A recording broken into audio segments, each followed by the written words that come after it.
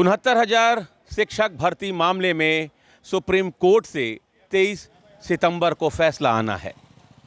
मामला इतना उलझा हुआ है, आरक्षण का मुद्दा हो या लिस्ट जारी करने का मुद्दा हो या राजनीति करने का आरोप प्रत्यारोप का मुद्दा हो, इतना उलझ गया है मामला कि 23 तारीख को क्या फैसला आएगा, इसको लेकर जो भी चयनित अभ्यर्थी हैं वो कहीं ना कहीं उनके मन में क्या कुछ चल रहा है ये जानना बड़ा ज़रूरी है, क्योंकि जो लोग 4 साल से नौकरी कर रहे हैं उनका बहुत कुछ दांव पर है। तो 23 सितंबर को जो फैसला आएगा वो बहुत से घरों को, बहुत से लोगों को प्रभावित करने वाला होगा। इस पर बातचीत करने के लिए चयनित अभ्यर्थी हैं सामान्य कैटेगरी के, जनरल कैटेगरी के। क्या नाम है सर आपका? हमारा नाम मुल्कराज आनंद सिंह है। कहाँ नौकरी कर रहे हैं? हम इस समय चयनित हैं बहुत पीड़ा में हैं सर। और सबसे पहले तो मैं आपका धन्यवाद देना चाहूँगा कि आपके चैनल के माध्यम से हमें अपनी बात रखने का मौका मिला और हम कुशीनगर जनपद में चयनित हैं। एक तो नौकरी बड़ी मुश्किल से मिलती है और वो भी टीचर की नौकरी, सरकारी नौकरी उत्तर प्रदेश में।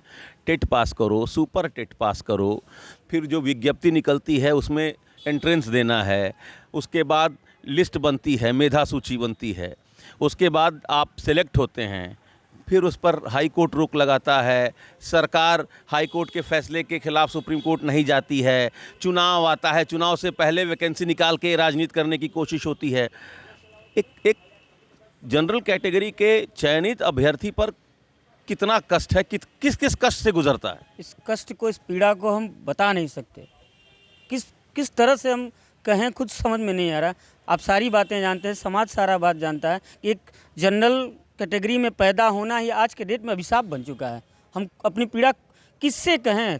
न सरकार हमारी बात समझ पाती है, न लोग हमारी बात समझते हैं। हमें लगता है कि हमने कोई बहुत बड़ा अपराध कर दिया कि हम जनरल कैटेगरी में क्यों पैदा हो गए। हम अपने आप को कभी कभी तो लगता है कि जिस तरह से जिन पीड़ाओं से हम गुजर रहे हैं उस तरह से लगता है कि इससे अच्छा इस देश में पैदा ही ना हुए होते, इस देश में पैदा ही ना हुए होते। जिस भारत देश को महान देश कहा जाता है, शिक्षा की अलख एक व्यक्ति है, यहाँ पे तमाम ऋषि मुनि महर्षि जो हुए और इतनी बड़ी इसकी विशेषताएं रहीं। कहा जाता है एकता अनेकता, तमाम प्रकार के, मतलब शब्द नहीं मेरे पास कि मैं कौन कौन से शब्दों से इस देश की संस्कृति को नवाजूं। लेकिन आज हम इस दोराहे पे खड़े हो गए हैं कि हमें तो खुद अपना नाम बताने में, अपना वर्ग बताने में शर्म आती है और कहीं कहीं तो लगता है कि शायद इस देश में पैदा ही न हुए होते। सुप्रीम कोर्ट से तो उम्मीद है ना? उम्मीद तो बिल्कुल है, माननीय न्यायालय से हमें पूरा उम्मीद है और माननीय चीफ जस्टिस साहब ने हमारी बातों को एडमिट भी किया, उसको रखा भी, देखा भी। और जहां एक वर्ग हर क्षण, हर पल, हर स्तर पे सिर्फ आरक्षण आरक्षण आरक्षण करता है, क्या हम इस देश के नहीं हैं? क्या हम इस देश के नागरिक नहीं हैं? हमने टेट की परीक्षा दी, सुपर टेट की परीक्षा दी, 90, 97, 60। सर महोदय, मैं आपसे बताना चाहता हूँ ये भर्ती हमारी पहली बार सुप्रीम कोर्ट नहीं गई है, ये सुप्रीम कोर्ट के दरवाजे पे तीसरी बार पहुँची है और विभिन्न कारणों से इसको पहुँचाया जाता है। 6 वर्ष से हम मानसिक पीड़ा से झेल रहे हैं, मानसिक पीड़ा से झेल रहे हैं। हम कहना नहीं चाहते, हम क्या क्या बताएं, बहुत सारी लंबी बातें हैं। और माननीय सरकार से मेरा एक स्पष्ट निवेदन है कि जो सुप्रीम कोर्ट ने 23 सितंबर से पहले 7 पेज का जो सबमिशन देने के लिए कहा है, हम आग्रह करना चाहते हैं, आपके चैनल के माध्यम से बताना चाहते हैं कि सरकार पहले जो चयनित वर्ग के अनारक्षित जो वर्ग के चयनित अभ्यर्थी हैं उनकी जो मांग है, उनकी जो पीड़ा है, उसको सरकार समझे और सबमिशन में उसको उचित स्थान दे। ठीक।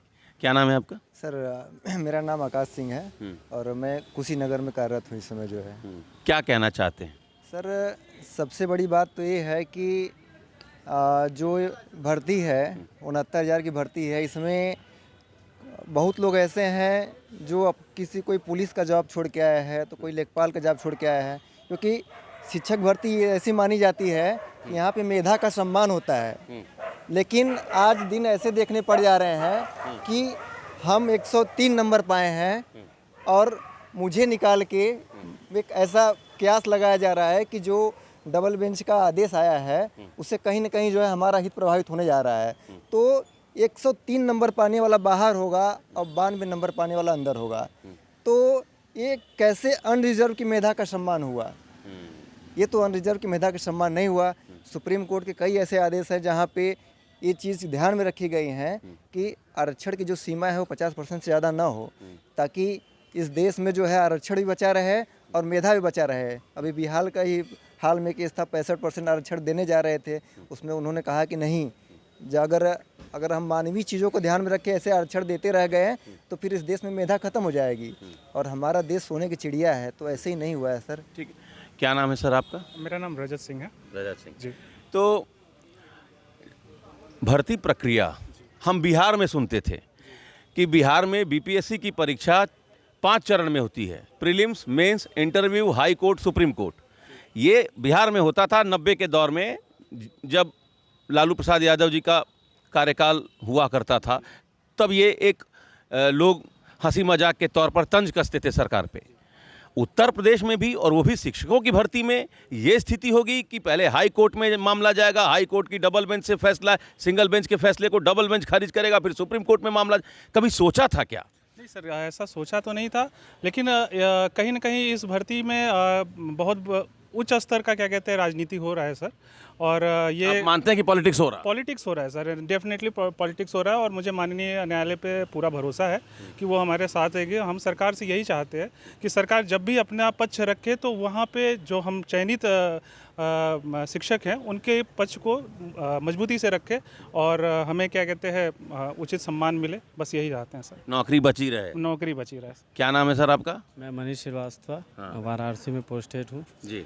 और मैं माननीय सुप्रीम कोर्ट से यही आशा करता हूँ कि जो अनारक्षित हैं, जो ऑलरेडी लिस्टेड हैं, उनको भी जगह मिल जाए और जो अनरिजर्व है उनको भी लग रहा है कि हम सही हैं और हमारे साथ गलत हुआ है, जबकि उनके साथ हमें नहीं लगता है कि गलत हुआ है।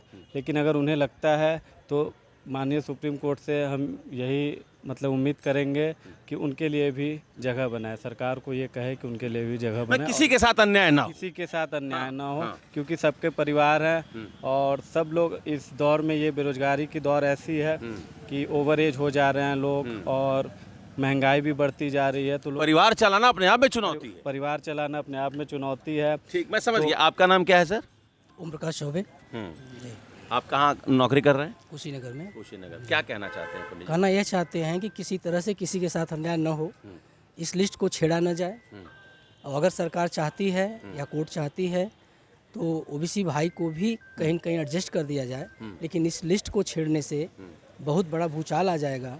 हमारे बहुत से जनरल भाई रोड पे आ जाएंगे, भुखमरी कगार पे आ जाएंगे।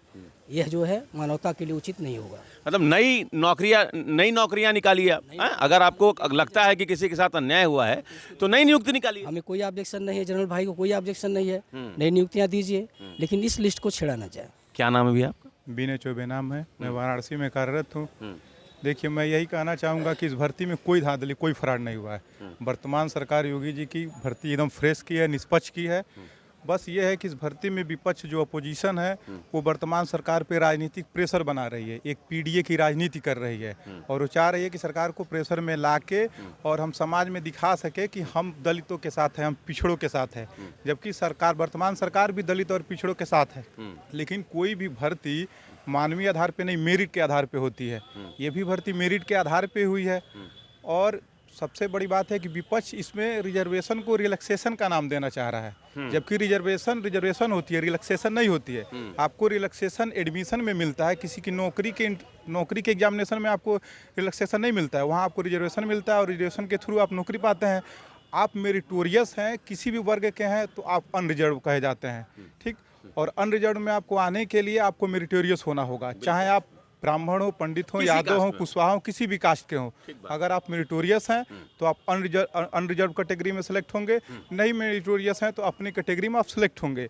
लेकिन अब अनरिजर्व में आप आने के लिए रिजर्वेशन को रिलैक्सेशन का एक जगह नाम दे देंगे। सारी समस्या इसी वजह से है कि हमने एटीआरए में रिलैक्सेशन पाया और फाइनल में हमने रिजर्वेशन पाया, तो ये गलत है। और विपक्षी सरकार इसी मुद्दे को लेकर वर्तमान सरकार पर प्रेशर डाल रही है। तो ये बताइए कि हम ये कह सकते हैं क्या कि विपक्ष ने एक जाल बिछाया और योगी जी फंस गए। बिल्कुल बिल्कुल, इसमें कोई दो राय नहीं है। हाँ। जो विपक्ष के अगुवाकार बने हैं, जो इस केस को यहाँ वहाँ ले जा रहे हैं, वो सबसे पहले तो राजनीति करते हैं और विपक्षी पार्टियाँ, विपक्षी नेता इसमें पूरा हवा देते हैं, उनको हर तरह का सहयोग देते हैं। मैं आपके माध्यम से ये भी कहना चाहूँगा कि चाहे पक्ष के लीडर हों या विपक्ष के लीडर हों, जिस तरह की बयानबाजी उन्होंने सिर्फ एक खास वर्ग के लिए खुल के की, क्या हम इस देश के नागरिक नहीं हैं? क्या हम इस देश के वोटर नहीं हैं?